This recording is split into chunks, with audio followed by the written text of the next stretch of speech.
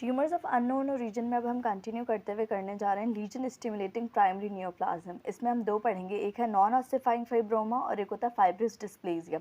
सबसे पहले बात कर लेते हैं नॉन ऑसिफाइंग फाइब्रोमा की। तो ये हमारे पास एक बिनाइन ट्यूमर है जो कि सबसे ज़्यादा अफेक्ट कर रहा होता है चिल्ड्रंस को और यंग एडल्ट्स को। 2 से लेकर 25 ईयर्स तक इसकी अफेक्टिंग रेंज होती है। साइट की बात करते हैं तो that also include metaphysis of distal femur and proximal tibia. Again knee joint, हमने जितने भी ट्यूमर्स पढ़े उनमें हमने देखा होगा कि मोस्टली वो जिस जगह को अफेक्ट कर रहे होते हैं दैट इज नी जॉइंट का जो एरिया होता है, like distal femur and proximal tibia. Radiologically बात की जाए तो ये पिक्चर से दिखाती हूँ मैं। तो ये हमारे पास एक रेडियोल्यूसेंट लोब्यूलेटेड एक रीजन है जो कि हमारे पास due to the non ossifying fibroma की वजह से, उसकी पैथोजेनेसिस की वजह से डेवलप हो रहा है इन द डिस्टल टीबिया। अब ये हमारे पास रेडियोल्यूसेंट है, ये along the long axis of the cortex present होता है और ये सराउंडेड बाय हुआ है sclerotic margin. So this is radiolucent lobulated area. फिर उसके बाद मॉर्फोलॉजी की बात की जाए तो इसमें हमारे पास येलो ब्राउन जो सेलुलर लीजन्स मिलेंगी, जिसमें हमारे पास फाइब्रोब्लास्ट और मैक्रोफेजेस।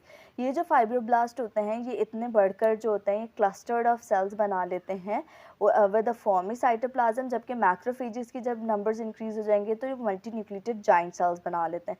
साइटोलॉजिकली मीन्स जब हिस्टोलॉजिकली इसकी पिक्चर देखी जाएगी तो उसमें हमें स्टोरीफॉर्म पैटर्न मिलेगा, pin wall pattern.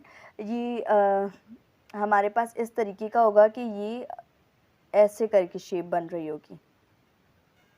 Now this is the storiform pattern. अगर आप इसको देखें तो ये पिन व्हील पैटर्न इस तरीके से बन रहा है कि यहाँ से यूँ करके जा रही है, ये बिल्कुल इस तरीके से घूमते हुए जा रहे हैं ना, पिन व्हील पैटर्न बना रहे हैं। तो दिस इज स्टोरीफॉर्म पैटर्न जो कि हमें नॉन ऑसिफाइंग फाइब्रोमा में मिल रहा है। ट्रीटमेंट की बात की जाएगी तो ना ही इसकी कोई ख़ास पैथोजेनेसिस होती है और ना ही इसकी कोई ट्रीटमेंट है, खुद ही रिजॉल्व हो जाता है विद इन सेवरल ईयर्स। इसमें कोई ख़ास किस्म का इफेक्ट नहीं होता और इसीलिए स्पॉन्टेनियस रिजोल्यूशन हो जाती है कुछ ही सालों में। अब नेक्स्ट हम बात करते हैं फाइब्रस डिस्प्लेजिया की। तो ये हमारे पास अगेन स्टिमुलेटिंग प्राइमरी नियोप्लाज्म में होता है। ये भी हमारे पास बेनाइन ट्यूमर है जो कि हमारे पास बोन की constituent like extra cellular matrix या उसके सेल्स की ग्रोथ को अरेस्ट करता है। इसमें हम 4 चीज़ें अगर बात की जाए कैसे इसकी अफेक्ट कैसे कर रहे होते हैं। मोनोस्टॉटिक हो सकता है कि सिर्फ एक बोन को अफेक्ट कर रहा है, पॉलियोस्टॉटिक हो सकता है कि मल्टीपल बोन्स को अफेक्ट कर रहा है, मैज़ा-ब्रॉड सिंड्रोम हो सकता है जिसमें फाइब्रस डिस्प्लाजिया तो हो रहा है, उसके साथ साथ सॉफ्ट टिश्यू मिक्सोमा होगा कि सॉफ्ट टिश्यू में म्यूसिन लाइक सिक्रीशंस मिलेंगी हमें। मैक्यूनी अल्ब्राइट सिंड्रोम हो सकता है कि जिसमें पॉलियोस्टॉटिक फाइब्रस डिस्प्लेजिया हो, साथ ही साथ स्किन पिगमेंटेशन, एंडोक्राइन एबनॉर्मलिटीज़ जो कि हो प्रीकॉशियस प्यूबर्टी। प्रीकॉशियस प्यूबर्टी क्या होती है कि before the time of puberty, पहले ही प्यूबर्टी का अपेयर हो जाना, जो सेकेंडरी सेक्सुअल कैरेक्टरिस्टिक्स हैं वो पहले अपेयर हो जाएं। और ये सबसे ज़्यादा किस में हो रहा होता है, गर्ल्स में हो रहा होता है। Pathogenesis of the fibrous dysplasia की अगर हम बात करें तो उसमें क्या होगा कि इसमें हमारे पास म्यूटेशन हो रही होगी GNAS1 जीन की। यही जीन म्यूटेट होता है पिट्यूटरी एडिनोमास जो कि हमारे पास ये मैक्यूनी अल्ब्राइट सिंड्रोम में भी मिलेगा एंडोक्राइन एबनॉर्मलिटीज़ के साथ। फिर ये GNAS1 जब बढ़ता है तो ये GS प्रोटीन को बढ़ा रहा है। GS प्रोटीन साइक्लिक AMP को बढ़ाती है। अब साइक्लिक AMP के बढ़ने से क्या होगा, ये साइक्लिक AMP ऑस्टियोब्लास्ट डिफरेंशिएशन को अफेक्ट करती है और जब ऑस्टियोब्लास्ट की डिफरेंशिएशन अफेक्ट होगी ना, उसकी वजह से skeletal deformities, skeletal manifestations produced होंगी। तो this is the pathogenesis. Morphology की बात की जाए तो इसमें वेल सर्कमस्क्राइब्ड हमारे पास लीजन मिलती है। पहले ये इंट्रामेड्युलरी होती है और ये वेरी करती रहती है साइज़ में, और जब ये लार्ज लीजन बन जाती है ना, पहले तो क्या था इंट्रामेड्युलरी, जब बढ़ता रहा और ग्रो करती रही तो उसके बाद ये एक्सपेंड करके बोन को तोड़ भी सकती है, डिस्टॉर्ट भी कर सकती है। हिस्टोलॉजिकली इसमें curvilinear trabeculae of the woven bones मिलते हैं जो कि सराउंड हुए होते हैं बाय द फाइब्रोब्लास्ट। इसके अलावा इसमें ट्रेबिक्युलाई जो होते हैं, ये जो हमारे पास कर्विलिनियर ट्रेबिक्युलाई हैं, हमें पता है नॉर्मली इनको ऑस्टियोब्लास्ट लाइन कर रहे होते हैं, मगर इसमें ऑस्टियोब्लास्ट नहीं मिलेंगे। सिस्टिक डीजेनरेशन, हैमरेजेस वगैरह मिल रही होंगी।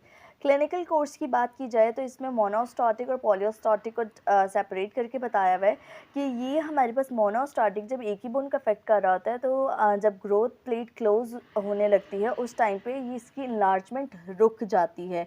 पेन और फ्रैक्चर्स मिलते हैं इसमें, और ये क्यूरेटेज से ट्रीट किया जा सकता है।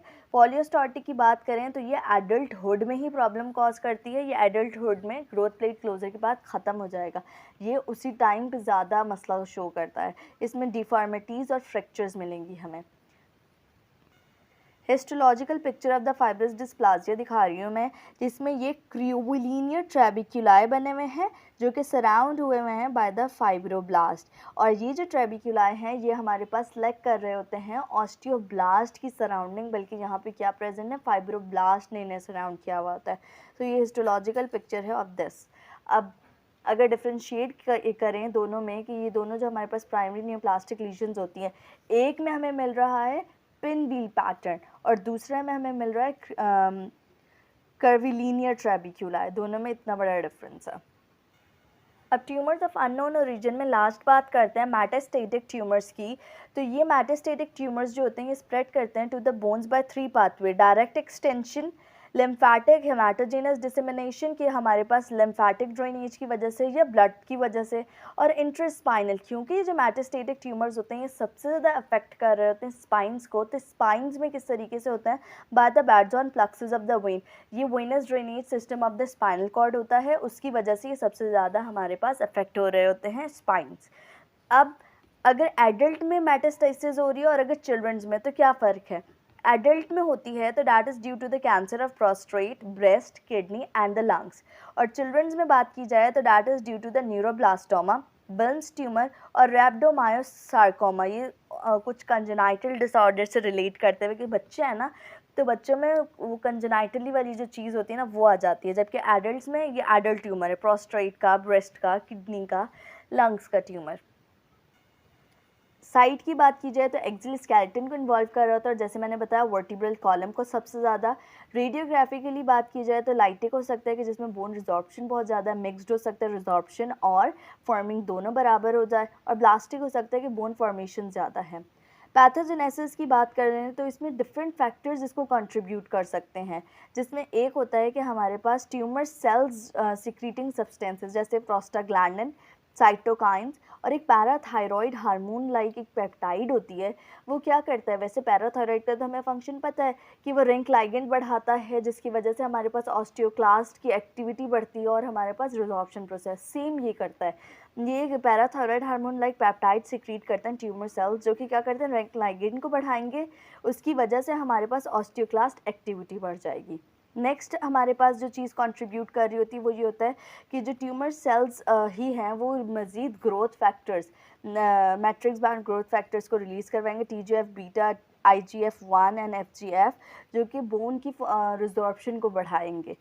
लास्ट के हमारे पास ट्यूमर सेल सिक्रीट करें WNT प्रोटीन्स, जो कि ऑस्टियोब्लास्टिक बोन फॉर्मेशन को करवाएंगे ताकि स्क्लेरोटिक बोन की हार्डनिंग हो, बोन की नेक्रोसिस हो। तो ये हमारे पास पैथोजेनेसिस के 3 फैक्टर्स हैं। ट्रीटमेंट की बात की जाए तो इसमें कीमोथेरेपी, रेडियोथेरेपी, बिस्फॉस्फोनेट्स दिए जाएंगे, और इसके अलावा सर्जरी भी नीड हो सकती है कि अगर पैथोलॉजिकल फ्रैक्चर हो गया तो उसे क्योर करने के लिए। तो यहाँ तक हमने tumours of unknown origin complete कर लिया। अल्हम्दुलिल्लाह।